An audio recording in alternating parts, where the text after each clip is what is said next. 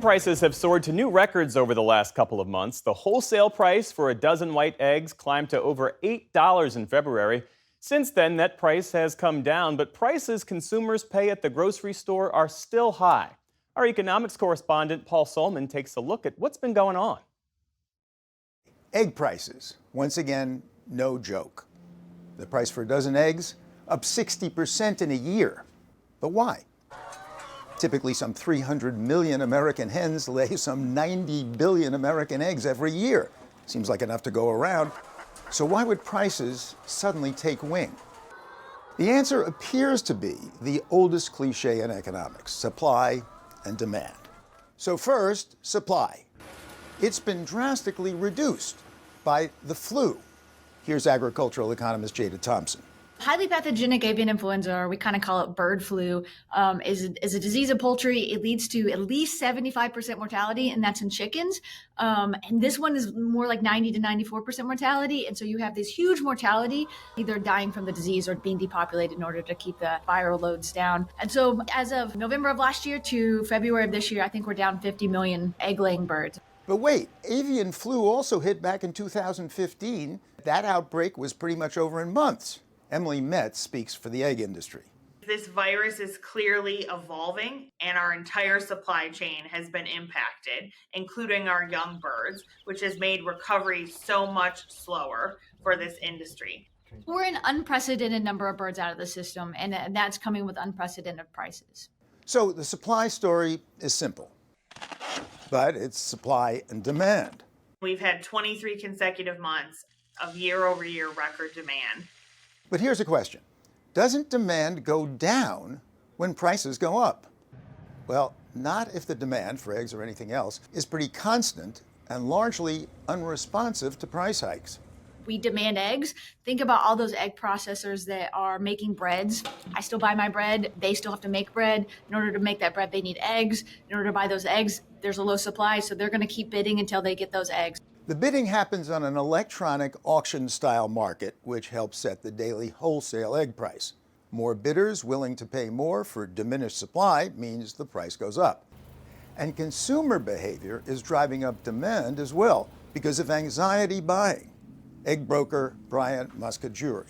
Now we have increased demand from the consumers that are buying more eggs than they've ever purchased before. Some of my friends and my family have sent me pictures where, they're typically buying a dozen a week. They have 8 to 10 dozen in their refrigerators because they're seeing the news about what's going on with egg prices and potential scarcity of eggs and stores running out of eggs. Happens to be true of both me and producer Diane Lincoln Estes.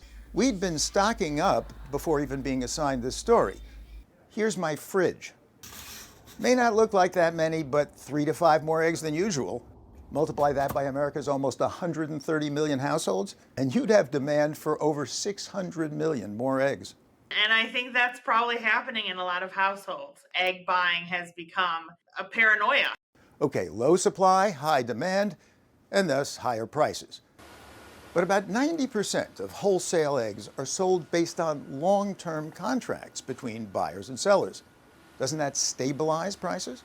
It's really the 10% of eggs that are negotiated that ultimately set the price, because that's where true value in all commodities is discovered. It's that day-to-day negotiation to really identify what the value of the eggs are in the open market. That's where commodity markets are priced and discovered. And that's not just in eggs. That could be in oil and gas and different types of commodities as well. Moreover, many of the long-term contracts are based on what short-term buyers have to pay on the daily spot market. The market is adjusting based on the spot value of eggs, and the contracts are tied to that market, which ultimately will go up or down depending on what the actual market is doing on a day-to-day basis. But here's another question. Why are egg prices all over the place at grocery stores? Our producer wanted to know. When I went shopping for eggs, the first place had no eggs whatsoever. The second place, eggs were anywhere from $8 to over $13. And then I finally ended up at Aldi, where they had a dozen eggs for only $5.79, but they limited 2 egg cartons per person. It really depends on the contracts the buyers and sellers have, and also the strategy of the retailer and how they want to position eggs as potentially a tool to get people coming into the store.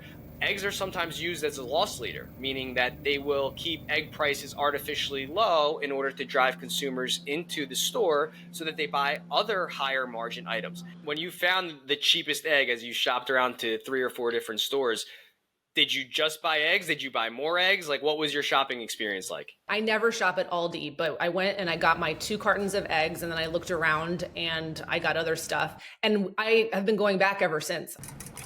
Now, to be fair, skeptics think something else is scrambling the cost of eggs: price fixing. Cal-Maine, the largest producer and distributor of fresh shell eggs in the U.S., reported an 82% jump in revenue in its most recent earnings report. And the jury did find that large producers were guilty of price fixing back in 2011, but there could be a justification for higher profits right now. Cal-Maine or any other company that is able to sell eggs during periods of high price are going to basically win out. So they get additional prices because they have the only supply that exists. The Department of Justice is now investigating, however. The industry's response? I can't speak to why the Justice Department is doing what they're doing, but I can speak to the facts. And the facts are very simple. The price of eggs are set on the commodity market. Okay, last question. What next? Luckily, right now, it looks like potentially it's slowing, but now we're moving into this spring migratory period where the wild birds fly across the country, potentially bringing additional risk as we go into now another demand period, which is the Easter and Passover holiday period, which are typically and seasonally the second highest market levels of the year if you look at the long-term market dynamics. In other words, at the grocery store, you might plan to continue spending extra. Sorry. For the PBS NewsHour, Paul Salman.